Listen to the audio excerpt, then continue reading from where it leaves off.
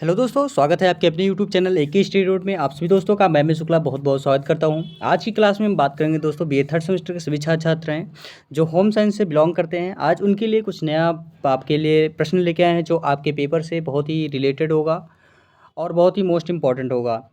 अगर बात करेंगे दोस्तों तो जो ये प्रश्न है ये आपके पेपर में सबसे ज़्यादा बार पूछा गया है, तो इस वजह से हमने आपको प्रीवियस ईयर के अकॉर्डिंग आपका ये प्रश्न लेके आया हूँ। तो दोस्तों बने रहे वीडियो के अंत तक, क्योंकि आज की क्लास में कुछ नया सीखेंगे और कुछ अच्छे से हम पढ़ेंगे। तो अगर चैनल में आप लोग नए हैं तो चैनल को सब्सक्राइब कर दिए दोस्तों, और प्लस में बेल आइकन दबाएं, क्योंकि आने वाली वीडियो का नोटिफिकेशन आप लोगों को तो बिल्कुल मिलता रहे। और हमारे छात्र छात्राएँ एक दूसरे को वीडियो को जरूर शेयर करते रहिए। तो चलिए दोस्तों चलते हैं क्लास की तरफ। जी हाँ दोस्तों, आपका प्रश्न कुछ इस तरीके से रहेगा। आपका दिया गया है कि आत्म अवधारणा से आप से क्या आशय है। बहुत ही बढ़िया प्रश्न है। आत्म का मतलब क्या होता है? सेल्फ। आत्म का मतलब क्या होता है कि आत्म से क्या मतलब होता है, और आत्म अवधारणा का जो प्रमुख घटक है उसके यानी कि जिसे हम कहते हैं कंपोनेंट। कंपोनेंट का मतलब होता है घटक, यानी कि इसके क्या क्या मोस्ट घटक हैं, किसके अनुसार हमारा आत्म जो है वो बढ़ता रहता है। सबसे पहले आत्म होता है अपने अंदर की पहचान।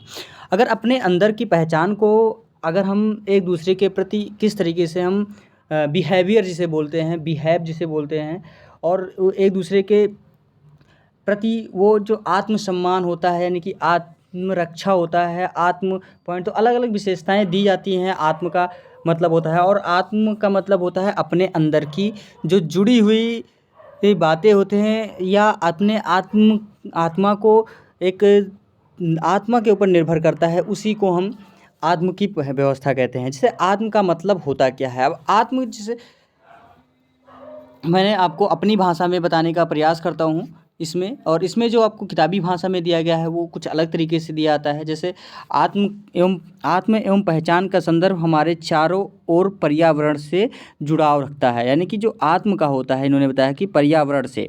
पर्यावरण का मतलब होता है जैसे हम आपके प्रति, जैसे टीचर स्टूडेंट के प्रति लगाव रखता है, तो ये आत्मा की भावना होती है। अगर टीचर अगर स्टूडेंट है वो टीचर के प्रति आत्म का भाव रखता है, तो वो क्या होगा, तौहीन वाली भाषाएं बिल्कुल ख़त्म हो जाती हैं। तो इसे हम आत्म कहते हैं।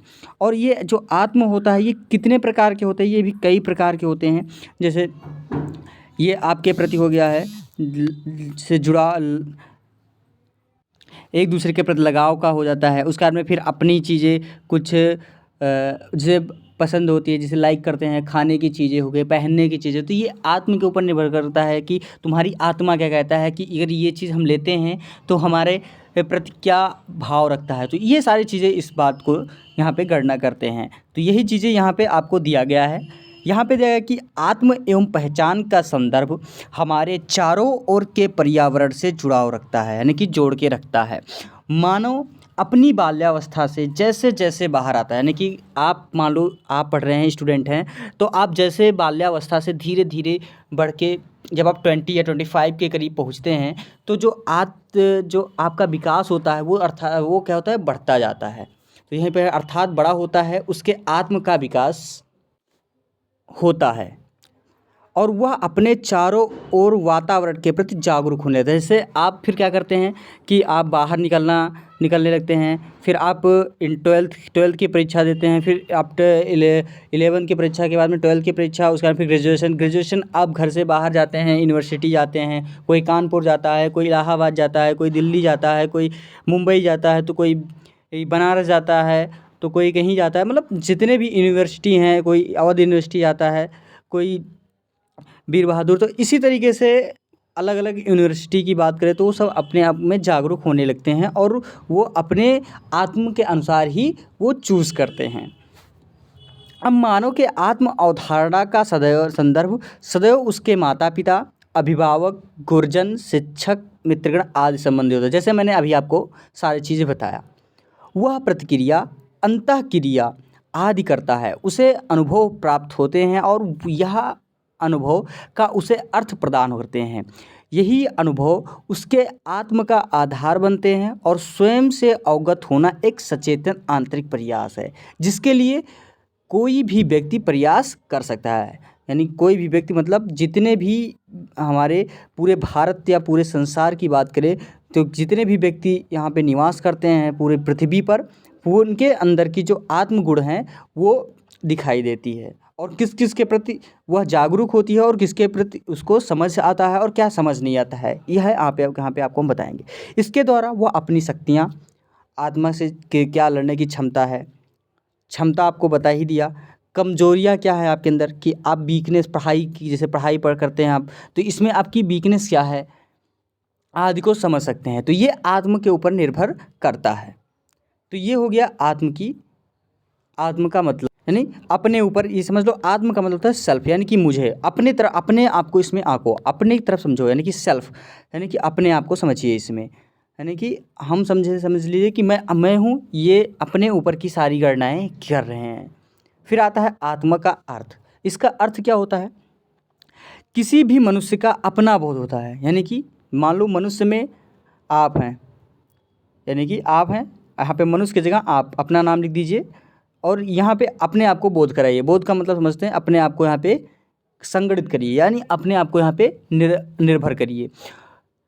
वह अपने अतीत का मित्र होता है जिससे हम प्रति लगाव रखते हैं, या मित्र हो गया, या फिर जो सबसे ज़्यादा आपके नज़दीकी हो उसे हम अतीत कहते हैं। और भविष्य को समझता है और क्या करता है? भविष्य, जो आपके आने वाले भविष्य को आगे बढ़ाने की कोशिश करता है। अब अतीत का मतलब समझते हैं कि आपका कोई हित हो गया, जैसे मान लीजिए माता पिता, फिर टीचर हो गए आपके, उसके बाद फिर आपके भाई हो गए, फिर एट्सेट्रा जितने भी पर्सन आते हैं आपके अंतर्गत सारे ये होते हैं।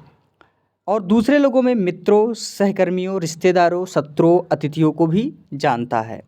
उसे अपने जीवन और अपनी अंतिम मृत्यु का भी बोध होता है। यहाँ यह जानना आवश्यक है कि इसका मतलब यह नहीं कि उसे अपनी कमजोरियाँ और क्षमताओं का सही बोध ही हो। हर व्यक्ति अपने जीवन निश्चित पहचान, उद्देश्य, अर्थ को प्राप्त करने के लिए लगातार कोशिश करता है। तो ये होता है आत्मा का अर्थ, यही अपना आत्म का अर्थ बताता है। यानी कि अपने जो आपके जो अतीत हैं, यानी कि मित्र हैं, आपके जो नज़दीकी रिश्तेदार हैं, नज़दीकी से बिलोंग करते हैं, वो आपको आपके उद्देश्य की ओर ले जाएं। वो आपके आत्म को, आपके जितने भी आपका जो मन कर रहा, आत्म का मतलब होता है सबसे बड़ी बात, जो जिसे हम बोलते हैं गाँव की भाषा में मन, यानी कि जो आपकी इच्छा चाहती है, जैसे इच्छा आपको पढ़ने की है, तो उसमें आपके जो अतीत हैं, यानी कि जो आपके नज़दीकी रिश्तेदार हैं, नज़दीकी वाले हैं, यानी कि माता पिता, भाई बहन, दोस्त यार, तो वो आपको ऊपर की ओर उठाए या वहाँ पे आपको करे, तो यही उसका आत्म का अर्थ होता है। अब नेक्स्ट टॉपिक की तरफ चलते हैं। अब यहाँ पे अब आप आत्म की अवधारणा का मतलब क्या होता है? आत्म की अवधारणा, यहाँ पे है आत्म का अवधारणा का अर्थ स्वयं के बारे में ज्ञान हासिल करने की योग्यता और इसे अपनी भाषा में और अपनी शैली में हासिल करना है। जैसे जो IAS PCS बनते हैं, वो ये गुण उनके अंतर्गत होना चाहिए। अगर ये गुण आपके अंतर्गत आ गया तो 100% मैं आपको बता रहा हूँ कि आप भी IAS और PCS बन सकते हैं। यानी कि जो भविष्य में अगर कोई भी आपका जो लक्ष्य है वो आपका कभी क्या होगा, टूटेगा नहीं, और आपका जो आत्मबल है वो क्या होता है, घटता नहीं बल्कि बढ़ता है। यानी आत्मबल का मतलब होता है जो मन का विश्वास है उसको कभी आप टूटने मत दीजिए। तो ये होता है आत्मशैली। फिर आत्म का मतलब है कि स्वयं की पहचान, यानी हमने आपको जो अभी बताया, और स्वयं व्यक्तित्व अर्थात जो कोई व्यक्ति है। दूसरे शब्दों में आत्म या स्व को एक ऐसे कथन के रूप में परिभाषित किया जा सकता है जो इस तरह का व्यक्ति हूँ, यानी कि मैं इस तरह का व्यक्ति हूँ और ये मेरी खूबियाँ या कमजोरियाँ हैं। जैसे यहाँ पे एग्जाम्पल के तौर पे हमने बताया।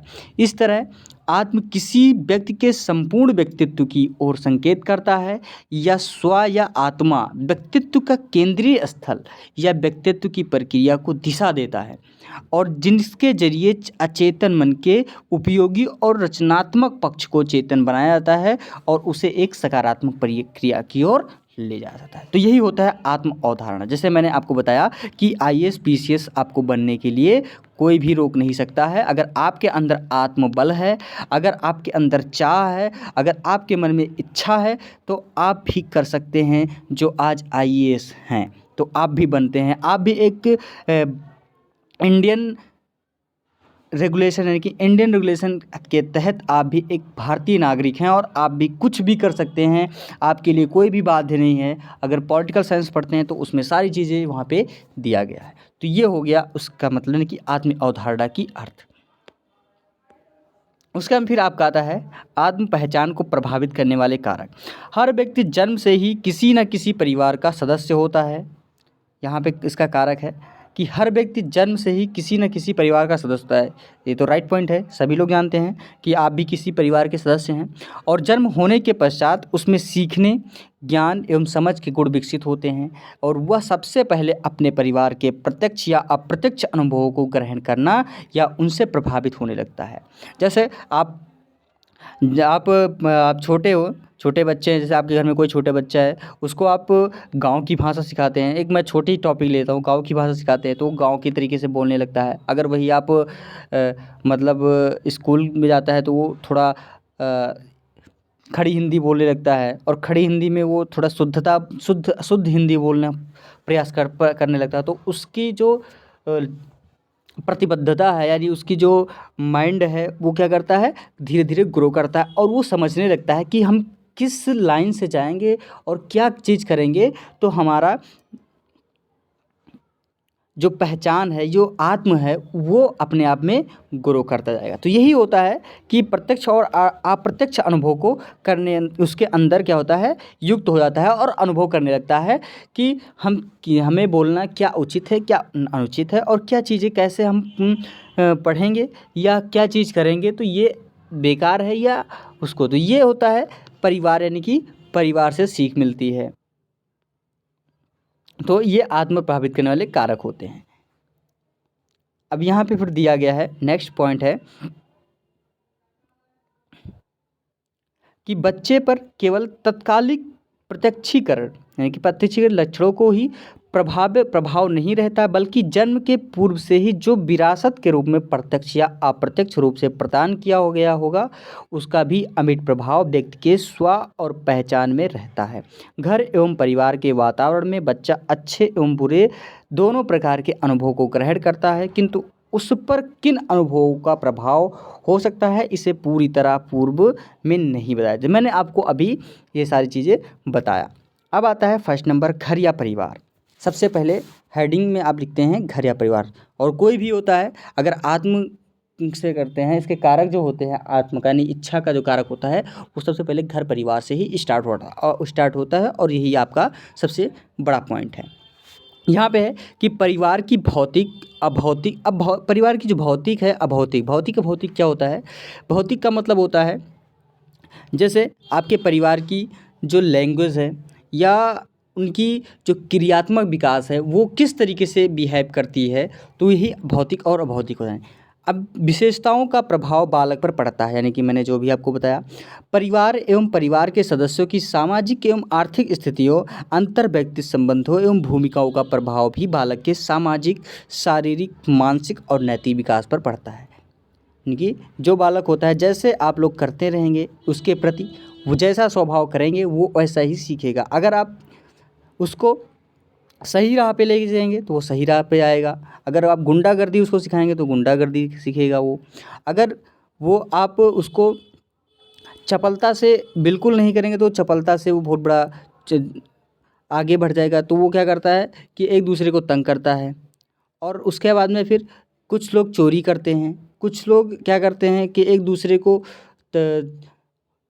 जैसे जैसे बड़े होते हैं वो एक दूसरे को वो ऐसी बाड़ी बोलते हैं जो बाड़ी विकार होता है। मैंने अभी इससे पहले पेपर में बाड़ी विकार के बारे में बताया था, तो बाड़ी विकार भी उसके लिए बहुत ही नहीं। तो ये सारी चीज़ें इसके नैतिक विकास पे प्रभाव पड़ता है। नवजात शिशु से लेकर परिपक्व व्यक्ति बनने तक परिवार एवं परिवार के सदस्यों की व्यवहार, प्रतिक्रिया, क्रियाकलापों, भूमिकाओं आदि का प्रत्यक्ष प्रभाव व्यक्ति के अधिगम प्रवृत्तियों एवं व्यक्तित्व पर पड़ता है और भावी समय में इसी आधार पर आत्म एवं पहचान का विकास होता है। तो यही होता है आत्म और पहचान का विकास किस तरीके से होता है। अगर आप सही उसको तो उसको गुण पता चलता है कि किस इसको क्या शिक्षा मिली है, ये किस तरीके से बिलोंग करता है। फिर आता है सेकंड नंबर विद्यालय। उसका फिर लड़का विद्यालय जाता है, विद्यालय में क्या उसको शिक्षा मिलती है, शिक्षा के अनुसार ही वो अपने आप को पहचान दिखाता है। अब विद्यालय वह जगह है जहाँ बच्चा केवल विषयी ज्ञान को अधिगमित करता है, अपितु विभिन्न कार्यों ने खेल, बाहरी गतिविधियों, अनुशासन आदि के अनुभवों से भी अधिगम करता है। बच्चे के व्यक्तित्व के शील गुणों के विकास में विद्यालय के भौतिक एवं अभौतिक वातावरण का प्रत्यक्ष प्रभाव रहता है और आगे चलकर यही गुण के रूप में उसके पहचान का हिस्सा बनता है। यानी कि बच्चे के ऊपर क्या स्टेटस है और किस तरीके से ये आगे की ओर बढ़ रहा है। तो ये विद्यालय जाने के बाद तब उसे पता चलता है, यानी कि उसके आत्म की पहचान होती है कि इसकी जो पालन पोषण हो वो किस तरीके से किया गया है, यानी कि ये किस स्टेटस का बिलोंग करता है। फिर आता है थर्ड नंबर समाज। समाज की विभिन्न संस्कृतियों, परंपराओं, रीति रिवाजों, संस्कारों, नियमों एवं मानदंडों आदि का व्यक्ति पर प्रत्यक्ष एवं अप्रत्यक्ष प्रभाव पड़ता है और प्रत्येक समाज की अपनी विशिष्ट पहचान होती है और उस समाज विशेष से संबंधित लोगों से यह सदैव परिलक्षित होती है। तो ये समाज के अकॉर्डिंग इसके ऊपर प्रभावित होता है। फिर चौथा नंबर आता है, यानी कि फोर्थ नंबर, व्यक्ति के जीवन यानी सफलता। इसकी सफलता किस प्रकार मिलती है और सबसे मोस्ट इम्पॉर्टेंट है।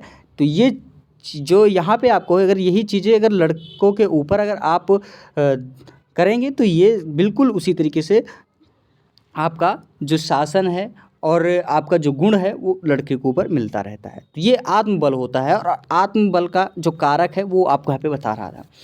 सफलता आपको फिर कैसे मिलेगा, 3 चीज़ें आप करें। पहले तो आपका वातावरण का, घर परिवार का, फिर विद्यालय का मिला, फिर समाज का मिला। अब ये तीनों चीज़ें अगर लड़कों के अंदर गुण मौजूद हो गया तो उसे सफलता क्या हो गया, बिल्कुल पूर्ण रूप से मिल गई।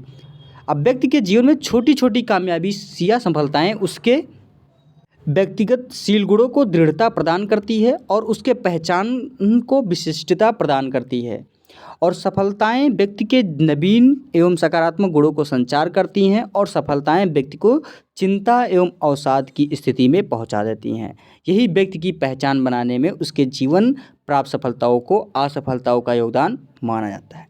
उसके बाद फिर परिणाम एवं घटनाएं आते हैं। इसके परिणाम क्या आते हैं और घटनाएं कैसे घटित होती हैं। तो ये चीज़ें भी ये इसके कारक हैं, यानी कि जो आत्म में दिया गया है, आत्म का जो कारक है उसका फिर आत्म कारक हो गए, ये कारक है।